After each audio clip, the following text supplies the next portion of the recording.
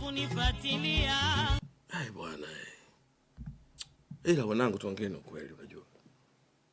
Mimi bwana to be honest yani. Mimi kifua ndo vitu zangu. Amini kwamba mimi nakwambia leo sasa chukua hayo hapo. Mwanangu ile nyonyo sio kweli bro. Mimi nasemaga ile nyonyo kwamba kuna style mtoto anakaa on top unakuwa kama anakwepa madafu hivi. Yaani ile unajua ile yaani kama ile kama punch bag fulani tu binti mfalme wewe. Au sema cheki mambo mwanangu. Miziwa shindili. Koma kunifuatilia. Bwana. Na mume wangu ndani. Hey. Wewe koma kunifuatilia. Na mume wangu ndani.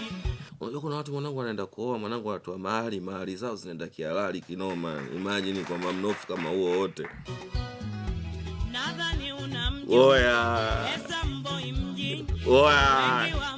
Oyo. Wana mwicho vani skaka ni soza baba. Vitu zangu hizo.